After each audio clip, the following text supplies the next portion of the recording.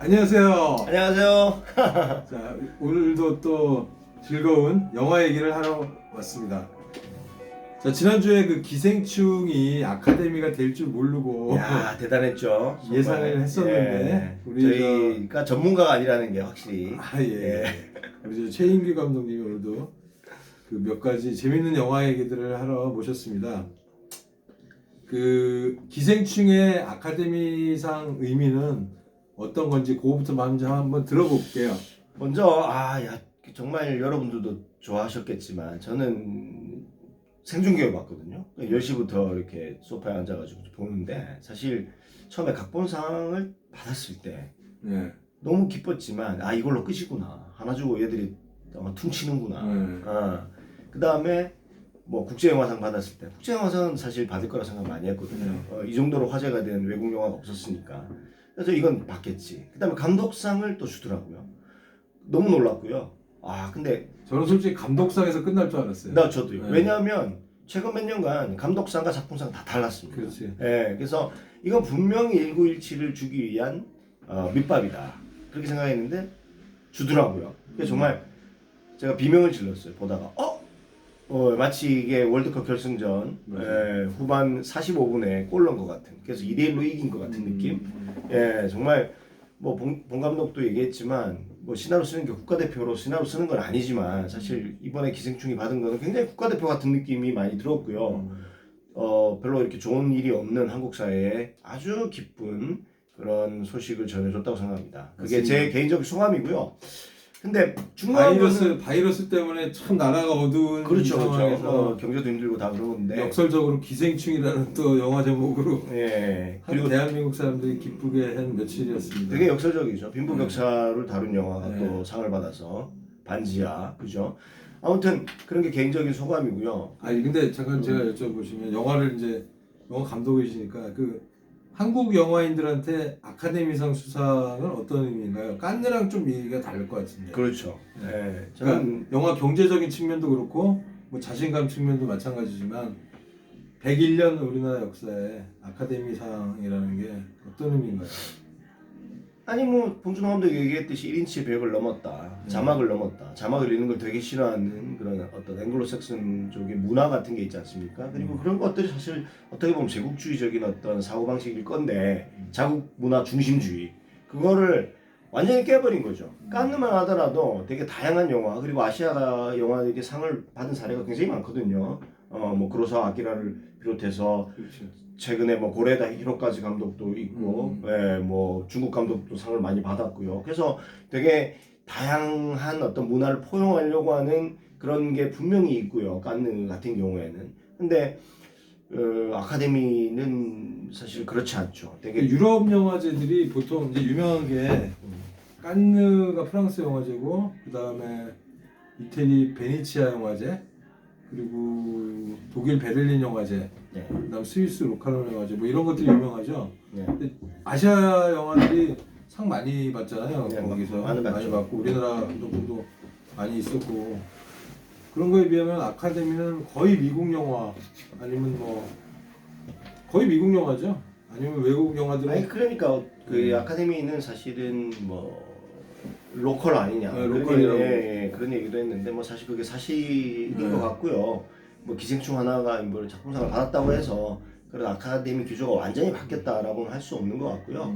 제가 볼 때는 어찌됐든 깐느도 받았고 아카데미도 받았다는 거는 예술성과 대중성을 겸비한 영화다. 그리고 정말 어떻게 보면 극단에서 다 인정받았다라는 게 굉장히 의미심장하지 않나. 그리고 또 한편 제가 생각해 본 건데 어쩌면요 한국 사람들이 기생충을 바라보는 것보다 미국의 뭐 평론가, 기자, 아니면 영화인들, 아니면 혹은 대중들이 우리보다 더 좋아하는 게 아닐까라는 그런 생각이 들어요. 그래서 제가 이제 그걸 좀 곰곰이 한번 생각해 봤는데 그 이유가 뭘까? 그럼 미국에서 사라진 어떤 장르를 이 영화가 보여주고 있지 않느냐 그런 생각이 들더라고요. 미국에 사라진 장르가 뭔가요? 그러니까 미국에 사라진 어떤 스크루볼 코미디 그러니까 되게 능청스러운 코미디의 1930년대 40년대 40년대 50년대 빌리 와일더 네. 그리고 빌리 와일더의 특히 아파트를 빌려드립니다.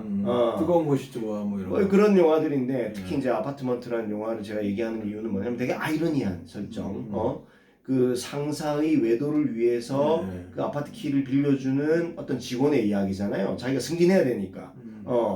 그런 거와 그 되게 공간이 강조된 영화고 그것도 보면 그리고 어떤 이 상하 어떤 계층의 문제 그리고 가불의 어떤 문제 뭐 이런 것들이 뒤얽혀 있는데 그걸 굉장히 유머러스하게 풀었거든요. 그러면서 당시 미국의 어려웠던 어떤 사회 분위기 이런 것들을 다 왜냐하면 전쟁이었으니까 그런 거와 맞물려서 최근에 그런 영화 잘 안 나옵니다. 미국에서 알렉산더 페인이라는 감독이 이제 그런 영화를 초기작에서 일렉션이라든지 사이드웨이 그런 어바웃 슈미트 뭐 이런 영화로 만들었는데 최근에 뭐 약간 페인의 영화는 조금 저조한 편이고요. 예전의 영화들의 명성에 비해서 그런데 그런 영화를 듣도 보도 못한 나라의 감독이 만들었다는 거죠. 그러니까 뭐지 하는 그리고 미국 사람들이 굉장히 좋아하는 능청스러우면서 사회적 이슈를 얘기하지만 그걸 되게 애둘러 치는 방식으로 얘기했다는 게 제가 볼 때는 이 사람들의 정말 가슴 속으로 좋아하지 않았을까. 그러지 않으면 이거 줄 수 없다. 그렇죠. 정말 그냥 이성적으로 좋은데 라고 생각했다면 그러니까 미국 사람들한테 미국 관객들한테 기시감이 있는 거네요. 그런 어떤 그렇죠. 향수, 노스텔지아 그런 코미디. 근데 요즘 코미디는 너무 노골적이거나 아니면 좀 뭐 화장실 유머라고 하듯이 막 이렇게 욕이 많이 들어가거나 뭐 이런 것들이 많았기 때문에 그리고 그런 거 보면 봉준호 감독이 굉장히 그런 거를 알고서 시나리오를 쓰는 걸 수도 있고 마케팅을 한 걸 수도 있고 뭐 여러 가지일 수 있겠네요. 아니요. 뭐 제가 보면 굳이 초기작부터 지금까지 봤을 때 대부분이 그런 거예요. 그런 거에 최적화되어 있는 감독이 아닐까. 그리고 그런 것들이 어떤 뭐 흔히 봉준호 장르라고 얘기를 많이 하는 사람들이 그런 게 있는 것 같아요. 그러니까 그런 되게 아주 스멀스멀 일어나는 어떤 유머러스함, 코미디 위트 이런 것들이 그의 영화 속에 굉장히 중심에 자리 잡고 있지 않나. 그런 것들이 미국의 관객들과 통했다는 거죠. 완벽하게. 그러지 않으면 절대로 상을 못 받았을 거다. 1917이 내 밀어줬을 거다. 라고 생각해. 이성적으로만 좋아했다면 저 영화 좋은데 영화적으로 되게 뛰어나? 라는 게 아니라 정말 좋은 거죠. 저거 또 보고 싶어. 이런 거. 그래서 아마 그런 의미가 있지 않을까 생각합니다. 알겠습니다. 자, 그러면 기생충 얘기는 이 정도까지만 하고 또 하나 더 하고 싶은 게 있는데 말씀하세요. 약간 뭐 다들 기뻐하겠지만 우려스러운 것가 이제 하나 있어요. 그게 뭐냐면 우리나라가 이제 뭐 예를 들면 김연아나 뭐 박태환이나 뭐 아니면 뭐 올림픽 여러 종목들이 막 금메달 따고 막 환호하고 그러잖아요. 그런데 늘 하는 얘기가 그러면 뭐 국민들이 포스트 봉준호? 아니 포스터 뭐 봉준호보다는 그거는 조금 더 나간 생각이고요. 그러면은 이게 어떤 그 체육이라든가 이런 것들 사회적 저변이 넓냐 뭐 이런 얘기를 많이 하는데 사실 그런 것들에 약간 기우가 있는 것도 사실입니다. 그러니까 기생충이 한국 영화의 여러 문제들을 그냥 덮어버리는 게 아닐까. 스크린 독과점 문제도 있고 또 최근에 나온 한국 영화들이 지난 몇 년간 그렇게 썩 좋은 영화들이 그렇게 많지가 않습니다. 그걸 여쭤보려고 그랬어요. 그런 것들을 감독이... 이 영화 하나로 그냥 덮어버리면 그렇죠. 안 된다는 거죠, 제 말은. 뭐가 문제인가요, 그러면? 봉준호 감독이 그렇게 실험적인 영화 프렌더스 레드 같은 걸 만들 때만 해도 지금하고 한계가 많이 달라졌잖아요. 그렇죠.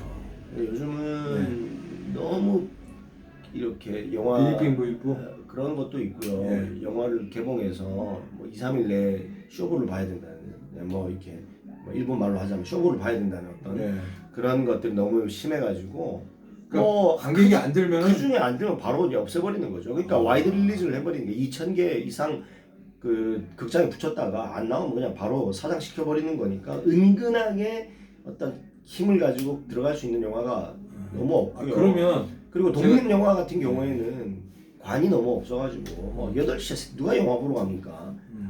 12시에 누가 영화 그럴 때 관객들에게 보러 가는 거를 강요하는 거죠. 그러면 그 영화들은 좋든지 나쁜지 관객들이 평가를 해야 되잖아요. 최소한 일주일 정도는. 근데 그것도 너무 안 된다는 거죠. 그러니까 독립영화 전용관이라든지 이런 것들을 좀 늘려야 되고요. 그리고 뭐 CGV나 뭐 메가박스나 롯데 같은 경우에는 그런 작은 영화들에 대한 관심들이 좀 근데 자꾸 이런 얘기 해봤자 상업적 논리로 그 씨알도 안 맥히는 얘기인데 모르겠습니다. 좀 더 관심을 기울이고 좀 해야 포스트 봉준호도 나오고 포스트 박찬욱도 나오고 그런 거 아니겠습니까? 이 한편으로 어떻게 뭐 한국 영화가 바뀌겠어요? 절대 그런 일 없으니까 너무 국가대표만 생각하지 마시고 그 얘기는 하여튼 좀 나중에 얘기를 분명히 더 심도 있게 해야 되는데 그렇죠. 그 대목에서 하나 여쭤볼게요. 그러면 사람들이 돈을 예전보다 훨씬 더 많이 들여서 영화를 만들고 더 조심스럽게 만들겠네요. 왜냐면 돈 잃을까봐 그 많은 돈을 그렇죠. 베팅을 고예산의 영화들이 많고요. 네, 또 그럼 그 이렇게 고예산 영화들을 이제 뭐 되게 정말 안정적인 배우, 그러니까 안정적인 스태프들, 감독들 예, 이런 그런 식으로 사람들만 쓰겠네요. 그렇죠, 그렇죠. 옛날처럼 막 실험적인 어떤 그런 시도가 점점 줄어든다는 거죠. 그래 너무 장르 영화만 많고 좀 예. 비장적인 영화들도 가끔 나오고 이래야 되는데 예. 그런 시도가 굉장히 없죠. 그래서 소위 말하는 중박, 뭐 200만, 뭐 이 정도 300만 이런 영화들이 그럼 뭐 국가에서 어떤 정책이 바뀌어야 되거나 이런 건 없나요? 뭐를 예를 들어서 우리 예전에 스크린 쿼터제 시위를 해서 그리고 막 지켰기 때문에 한국 영화가 의무 상영이 돼서 스크린 독화점 이런 문제가 것처럼. 그러니까 미국 같은 경우에는 30% 정도라고 제가 알고 있거든요. 정확한 수치는 잘 모르겠습니다. 예. 한 영화가 그 멀티플렉스 차지할 수 있는 게. 근데 우리나라는 한번 개봉할 때 5-60% 가버리니까. 예. 미국은 30%예요? 30%로 제가 알고 있어요. 그거는 뭐 다시 그럼 좀 더 검색해봐. 다양성은 있겠네요. 그렇게 되면. 그러니까 스크린 독과점을 막아주는 어떤 완충제 같은 게 되는 거죠. 그런 거 정도는 국가에서 해야죠. 근데 국가에서 강제하는 것도 뭐 한계가 있으니까 사실 지원은 하되 간섭을 하지 말라고 그랬으니까 그런 거랑 뭐 독립영화 뭐 전용관 이런 거는 제가 볼 때는 사적인 영역에서 할 수 있는 건 아니라 생각해요. 그 지자체에서 이제 나서가지고 그 이미경 부회장이 이제 나와가지고 저는 이미경 부회장을 진짜 영화 충무로에 있는 굉장히 유명한 영화 촬영 감독한테 들었는데 그 이제 얽힌 얘기들을 이미경 부회장이 있어서 우리나라 영화가 그렇게 업그레이드 된 건 맞는데 그 CJ 때문에 어떻게 보면 그 영화가 정말 강한 것들만 살아남고 그런 독립 영화들이 조금 이렇게 이런 환경이 된 게 좀 그런 독이 된 걸 수도 있지 않나요? 명함이 있는 거죠. 네. 산업화되면서 네. 한국 영화 대기업이 들어오면서. 한국 영화의 체력은 강해졌다고 생각하지만 또 한편으로 뭐 예전 같은 좀 실험적인 시도나 이런 뭐 80년대 뉴웨이브의 영화들은 싹 사라졌죠. 예. 그러니까 영화들이 너무 말랑말랑한 팝콘 예. 헐리우드 그냥 한마디로 해서 헐리우드화 된 거죠. 뭐. 예. 그게 뭐 꼭 좋고 나쁘다의 문제는 아닌 것 같고요. 좀 더 심층적인 어떤 분석들이 네. 필요한데 뭐 지금 오늘 여기서 그 얘기까지 하기엔 좀 시간이 없을 것 같고 다음 얘기로 넘어가시죠. 네. 예. 잠깐 화장실 갔다 와서 그럼 오늘 요까지만 하시죠. 아니 네. 여기까지만 아니 여기까지만 하고 하시죠. 자 예, 끝냅시다. 다음에 아니 끝내. 자 오늘은 여기까지만 합시다. 예.